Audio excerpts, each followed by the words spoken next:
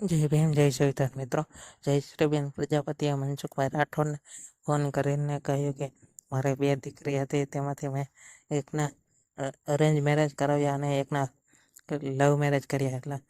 Love marriage કર્યા તે દીકરીને ભણાવી ગણાવી અને નોકરી પણ અપાવી, પરંતુ તે દીકરી આજે અમને મા બાપને ભૂલી ગઈ અને તે ફોન કરતી નથી. તેના વિશે તમારું કહેવાનું શું થાય છે? કમેન્ટ કરીને જણાવો. હેલો. હા, જય માતાજી ભાઈ. જય માતાજી. હવે અમરેલીથી બોલી છી. કોણ? અમરેલીથી બોલી છી ભાઈ. તમારા વિડીયોમાંથી નંબર લીધા હતા ફોનમાંથી. તમારું નામ શું છે? હે?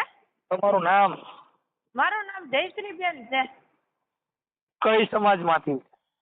અમે પ્રજાપતિ કુંભારમાં. બોલો ને બેન. એટલે અમે અમરેલી, મુકામ અમરેલી છે મારું અહીંયા. હા. સાસરું અહીંયા છે. હા.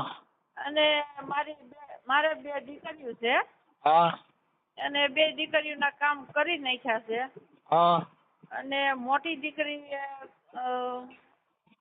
લવ મેરેજ કર્યા છે. આ તમને ખુલાસાથી વાત કરી દઈ. હા. કોળી સમાજમાં લગ્ન કર્યા છે. હા. અને ભલે એને સારું જ છે, એને કોઈ વાંધો નથી. હા. પણ જ્યાંથી છોકરી એના પક્ષમાં જાય તેદુનો કોઈ દી માનવ પ્રેમ આખો ભૂલી ગઈ ભાઈ. હા. અને એની માથે જે કર્યું હોય એના પક્ષમાં. અને મારા જમાઈ એકવાર મને દવાખાનામાં પડી ગયા ત્યારે મારી છોકરી નોકરી જ કરે છે. હા. નોકરી પડી ગઈ એટલે એને નોકરી ત્યાંથી છોડાવી દીધી ને પછી એને દોરા ધાગા જે કર્યા હોય એ કે જનાવર ચડાવ્યું હોય જે બોલ્યો એ મારો જમાઈ એમ બોલ્યો તો મને વાત કરીને. મેં કીધું આજ 20 વર્ષની કરી મારી છોકરીને આંખ માથું દુખ્યું નથી. મેં મારા જમાઈને એમ તેથી કીધું હતું. હા. અને કોઈ દી કાંઈ આવું થયું નથી. હા. તો આવી રીતે કેમ થયું એમ. હા. અને અત્યારે જો મારી તબિયત ભાઈ સારી નથી. મને હમણાં લોહીના ટકા ઘટી ગયા. આ ચિંતામાં મને, કારણ કે મેં એની વારે ભાઈ ભોગ દીધો છે. એની મેં કઈ ખામી નથી રાખી છોકરીમાં. હા. તો ભણાવી ગણાવી, નોકરીએ ચડાવી, લગ્ન એને આછા કર્યા. હા. શું તમ તારે એને કઈ વાંધો નથી મને. હા. પણ એ છોકરી મારો ફોન મને સામે આવીને એમ ન કે મમ્મી તું શું કરસ કે તારી શું હાલત છે. મારે આગળ પાછળ કોઈ છે નહીં, સમજાય? ધ્યાન રાખવા વાળું ગણપત કોઈ નથી સહારો એમ. ભલે અત્યારે આપણું શરીર હાલે ત્યારે આપણે લડી લઈએ. હા. તો જમાએ નો ફોન કરે કે આટો ન આવે કે રજા છે કે હું આટો દેવ. મારી મમ્મી શું કરતી છે. મારી નાની બેબી ને રાજકોટ, 2 દીકરીઓ મારી રાજકોટ હારે છે. હા. ઈ અમારા પ્રજાપતિમાં દીધી છે, ગુજર કુંભાર. એટલે અમારા કુંભાર જ છે. કે મારી છોકરી સાંજે 10:30 થાય એટલે કે મમ્મી તું શું કરો છો, હું જમી ત્યાં લગી ફોન કરે. જમાય તરત હાજા માંદા હોય કઈ જરૂર હોય તો એમ કે અમારે નાનો જમાય કે મમ્મી મૂંઝાતા ને હું બેઠો છું ને, હું તમારો દીકરો જ છું કે. હા. અને આ જમાઈને જરી કે આપડી નથી પડી. એટલે મને હમણાં 2 દી પહેલા મારે 7% લોહી થઈ ગયું છે. હું ચાલુ છે ભાઈ મારી. એટલે ચિંતા થાય આપણને કે મને અફસોસ રહી ગયો કે મેં તારામાં શું કઈ ખામી રહી ગઈ છે એમ. હા. કઈ વાંધો માડી. એવું તો હવે આમાં શું છે, એના લવ મેરેજ કર્યા કેટલો સમય થયો? લગભગ 3-4 વર્ષ થઈ ગયા હો ભાઈ. મોટી છોકરીને? હા. હા. ઈ છે ને પાછો થોડોક વળાકો આવે વાર લાગે. પણ એમાં શું છે કે વાલા દવલાની ભાવના હોય એટલે એવું થોડુંક થતું હોય. પણ એમાં કઈ ટેન્શન નહીં લેવાનું, બધું હારાવાના થઈ જાય. હા. હા. એવું થોડુંક થાય. બની જાય ને, જે છોકરી જેના પરિવારમાં જાય એટલે એને થોડુંક એની બાજુ પછી ખેંચવા માંડે. પણ એમાં તમારી પ્રત્યે હકાય ન હોય. હા. પણ ઓલું હવે એના અટાણે માળામાં વીકળાઈ ગયા હોય એટલે હવે એમાં થોડુંક ફોન કરતા ભૂલાઈ જાય. આવું બધું થયા કરતું હોય. એમાં કઈ ઉપાધિ કરાય નહીં.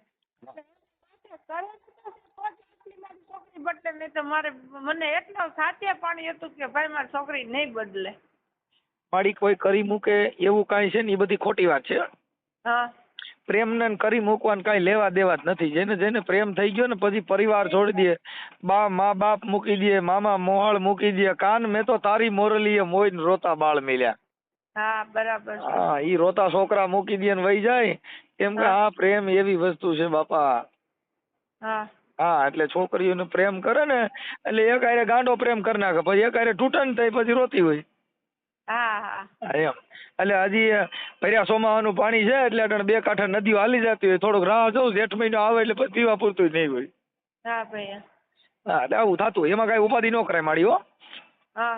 તમારા દીકરા નથી? દીકરા નથી. ઠીક ઠીક ઠીક. અને તમારા ઘરવાળા? એ મજૂરી કામ કરે. ઓકે, કાંઈ વાંધો નહીં, કાંઈ ઉપાધિ ન કરતા. આપણે તમારા સંતાનમાં 2 દીકરીઓ જ છે. હા હા, કાંઈ વાંધો ના. નાનો સમય હાચવે છે ને તો ઈ સમજુ હોય છે એટલે એમાં નહીં, પણ હા, એ સમજી જા, થોડીક વાર લાગે.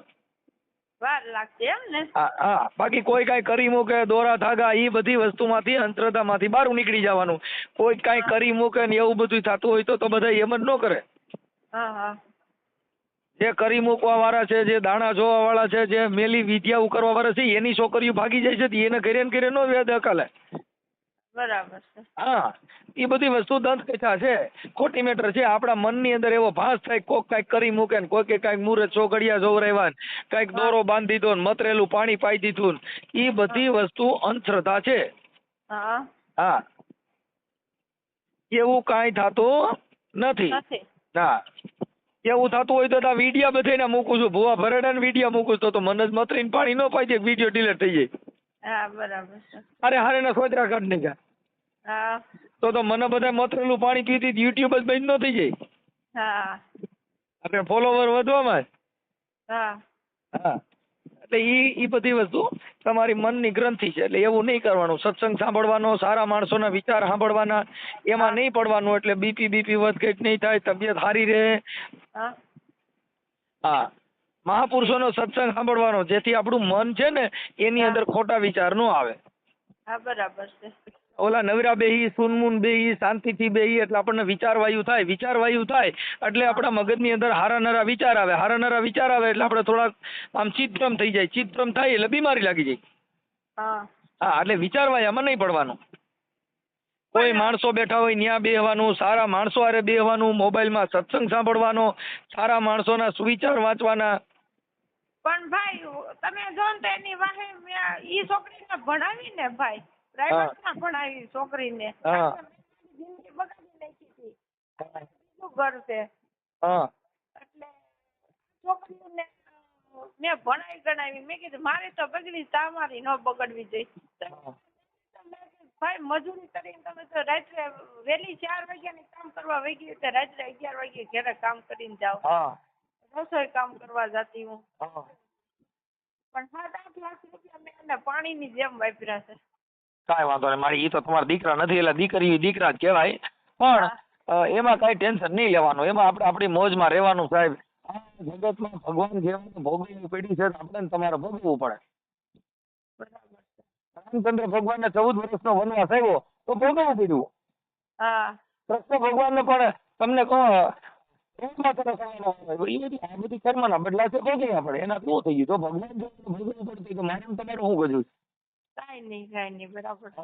એટલે ઈ કાંઈ કોઈ દીકરા હોય ને સુખ આપે ઈ વાતમાં મજા નથી. ના કેમ કે ભગવાન રામના બાપ દશરથ હતા ને, એને અંધા અંધીનો શ્રાપ લાગ્યો તો 5 દીકરા હતા, પણ 5 માંથી અંત સમયે કોઈ પાસે નહોતા.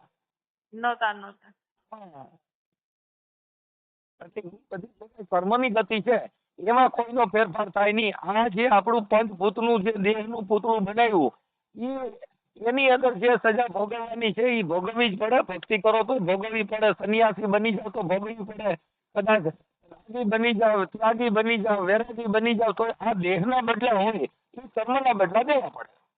બરાબર છે. એમાં કોઈનું હાલે નહીં. એટલે એમાં કઈ એ ઉપાધિ નહીં કરવાની. ભાઈ આપણે કદાચ મેલી વિદ્યા કરી નાખીને કોઈ આપણને દેરાદાનથી સુખ મળે, દેરાદાનને ચોથી સુખ મળતું હોય તો દાણા ભેગા એને શેનું દુઃખ હોય? બરાબર છે. બધી આપણા મનના ગ્રંથો છે, મનના વિચારો છે, આપણા મનની અંદર સંકલ્પ થાય એટલે આવું બધા વિચારો આવતા હોય. પણ એમાં કઈ પડવાનું નહીં. જયંતિ બાપાનો સત્સંગ સાંભળજો, એવું બધું કરજો. જયંતિ બાપાનો સત્સંગ સાંભળવાનો, એટલે તમારા મનની અંદરથી બધા ગ્રંથ, મનના જે કાંઈ તરંગ ઉચરંગ છે એ બધા મટી જાય. હા એ બધા છે ને સોમાન કેમ બધા ચડે હા એમ વિચાર વાયુ આવે ને એટલે વાદળીઓ ચડે.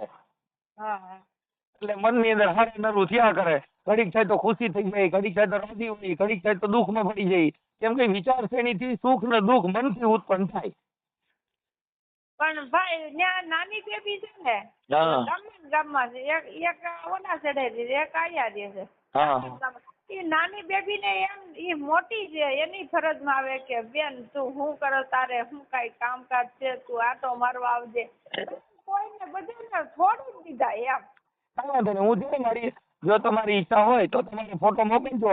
આપણે જે કાંઈ તમારી જે વેદના છે ને એ હું યુટ્યુબમાં મૂકીશ હો. વાંધો નહીં, ફોટો એમાં વોટ્સઅપમાં મોકલી દો. વાંધો નહીં, મોકલી દેવા. હા, ક્યારે મોકલજો?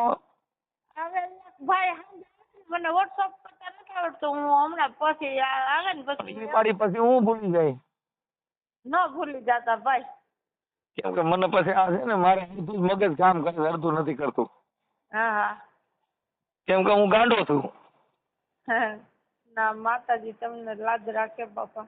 હો, એટલે કાંઈ વાંધો નહીં, ઓડિયા બોડિયા સાંભળજો અને શાંતિથી સારા વિચાર સારું જીવન જીવવાનું. થઈ જાય ને એટલે ભક્તિમાં લાગી જવાનું, વાંધો નહીં ભાઈ. એટલે મનની અંદર શાંત મળે. ભલે હાલો. સારું હાલો મોકલો. હા મારી આ ઓડિયો વાયરલ તમારી મંજૂરી છે ને? હા એ મારી હા બોલો બોલો. એ કહું છું આ ઓડિયો યુટ્યુબમાં વાયરલ કરવામાં તમારી મંજૂરી છે ને મારી? હા મારે છે ને આ છોકરીનું હરખું કરવું છે ભાઈ. હા હા, પણ એટલે ઓમ તમારા યુટ્યુબમાં મૂકવા માટે તમારી મંજૂરી છે ને? હા હા એ ભલે ભલે મારી. ભાઈ મેં મોટી જન્મ દીધો છે. હા હા. મિત્રો પૂરું કોલ રેકોર્ડિંગ સાંભળ્યું. આજના સમયમાં લગભગ હરેક ઘરમાં આ તો સમસ્યા એક હોય જ છે કે જે બાળકો મોટા થઈ ગયા પછી તે પોતાના મા બાપનું કેવું માનતા નથી, જેના કારણે તેના મા બાપને થોડું દુઃખ થાય છે, કારણ કે તેને ભણાવી ગણાવીને મોટા કર્યા પછી તેનું માનતા નથી. તેના વિશે તમારું કહેવાનું શું થાય છે કમેન્ટ કરીને જણાવો. અને આવા અવનવા વાયરલ કોલ રેકોર્ડિંગ સાંભળવા માટે અમારી ચેનલને લાઈક કરો અને સબસ્ક્રાઈબ કરો.